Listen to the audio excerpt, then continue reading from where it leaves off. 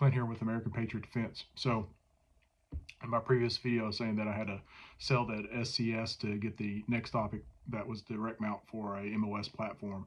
That Optic just came in today, just now, just signed for it from UPS. So that Optic is CNH Precisions. This is the MOS direct mount Optic. This is going to be an unboxing of it because there is no unboxing videos of that Optic on YouTube at this time. So I'm going to get to this right now. So this is going to be on the fly, no edits for that. So in the box from the UPS, it came with the 1623 Duracell. That was not in this package. I did open this up just to make sure everything was inside of it, but I closed it back up just to share the experience with you. Okay, so as you see it is going to be how it is. Okay, so all right, I'm gonna just use my dirty laptop here. So MOS direct mount Optic for the MOS platform.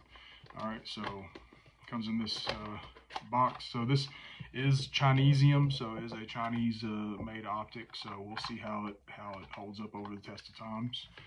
All right, packaging seems okay. It's held in with some ties here, wire ties. All right. This through here.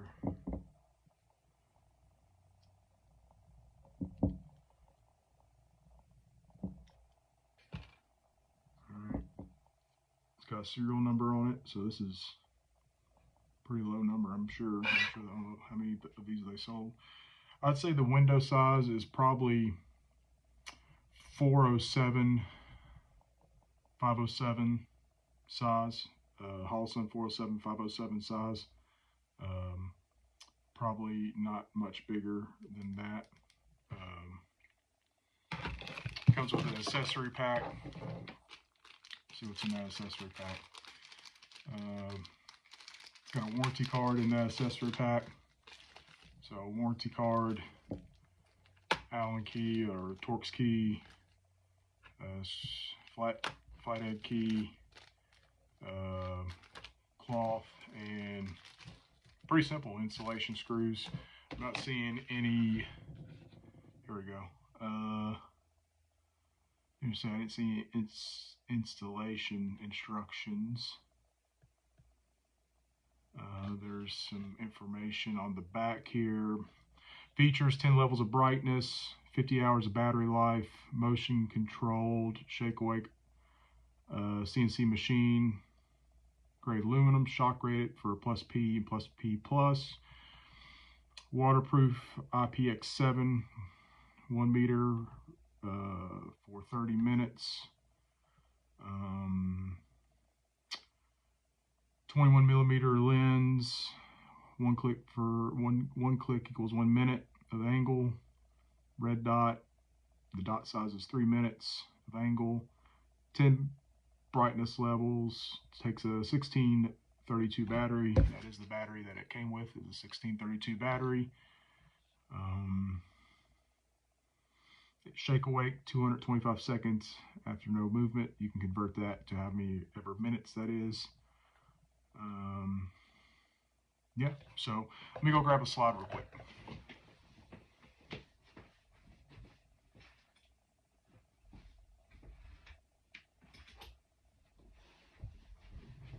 Of course, I won't fully install it right now, but I'll grab my slide right now and just see how the fit is.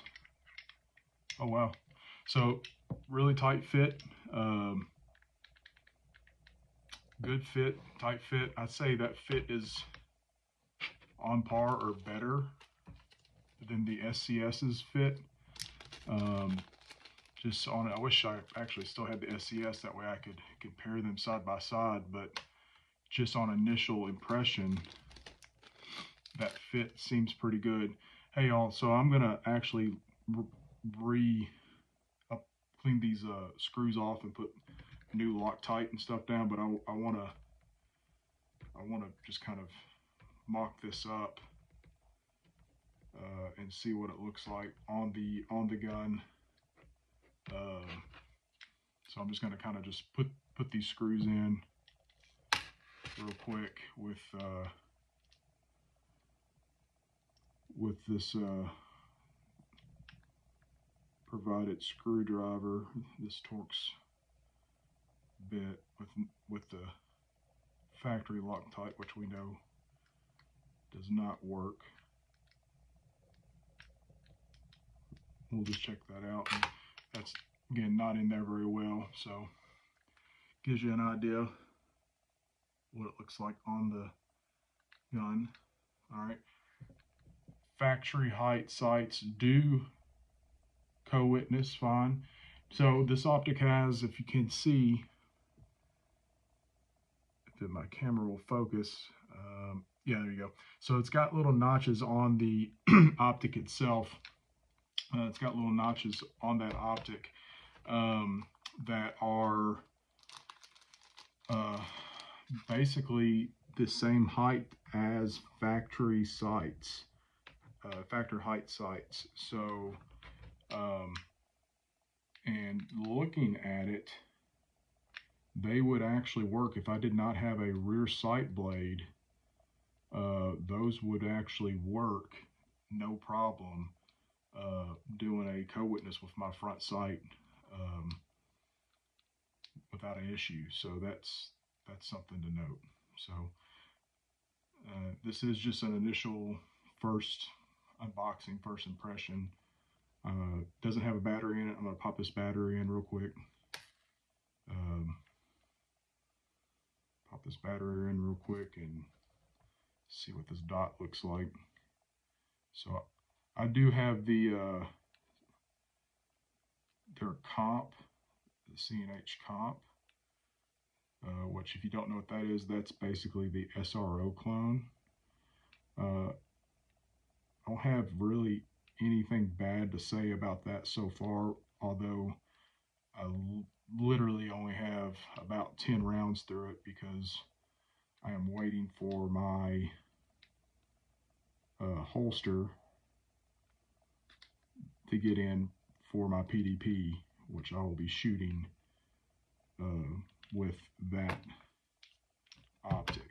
So I just don't have anything to compare it through. Now, what I can say is the dot is crisp and clear. The glass looks good. The construction looks good. So, which is one reason that kind of sparked me when I saw a direct mount option for the MOS. I was like, well, if they're making quality, if they're potentially making quality optics at a good value,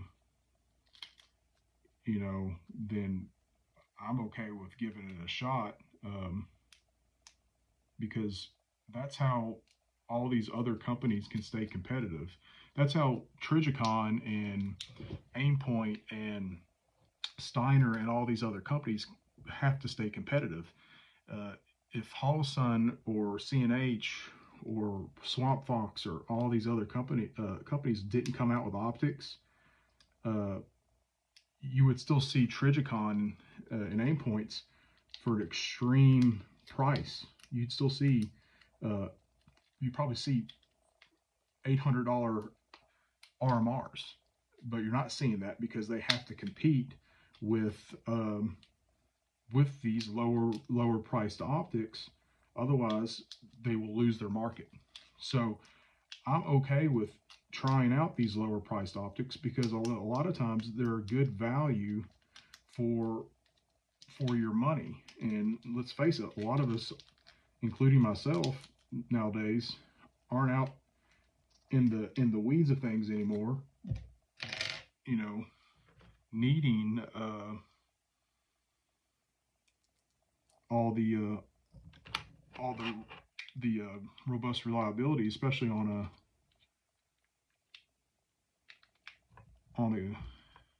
a gun that I'm gonna shoot now. On a carry gun, maybe, but I mean, at the same time, how many times am I gonna drop my gun, you know, on the Optic. We can say, oh, well, what if you do it? What if you do it? You'll be glad, what if you do it? Well, what if a meteor hits me right now? Then I guess I'm not going to have to worry about it much longer, am I? So,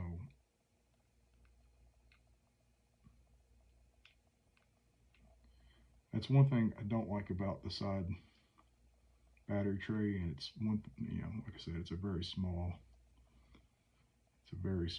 detail to complain about, is the screw can be a pain in the butt to reinsert if it comes out.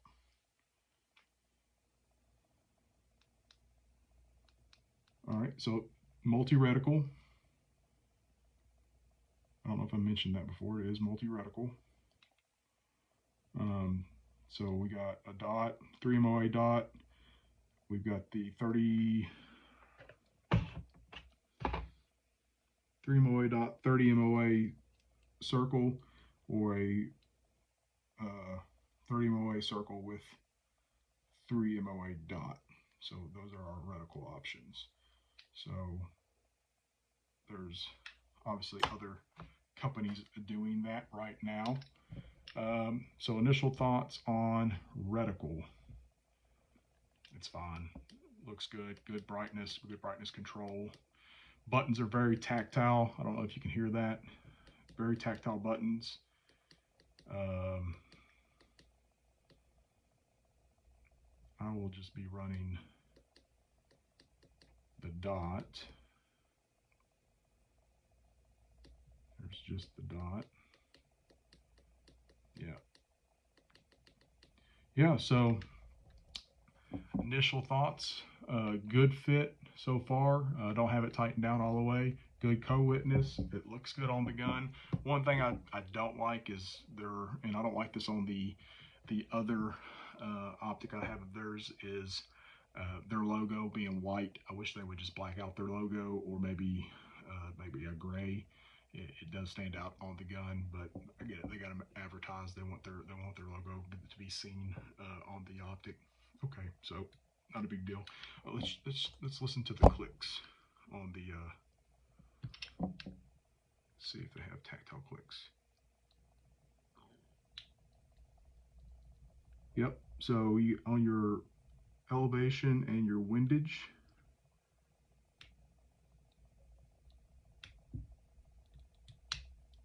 You have tactile clicks, so that's a good feature. It's some other brands don't have that in a budget Optic. So I want to say, out the door, I found a 10% discount code for this. So out the door with shipping, I believe I was at like around $330 or $340 for this. So direct mount option with the battery. 10 levels of brightness, multi-reticle. They do have a green dot option as well. It's not currently in stock. I went with the red dot option.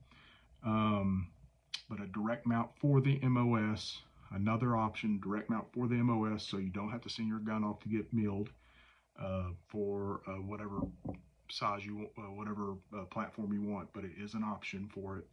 I would say another competitor, you know what? It actually may be, the window may be bigger than a 407 or 507. I'd have to look up the dimensions, but viewing it looks bigger. Let me grab my EPS real quick.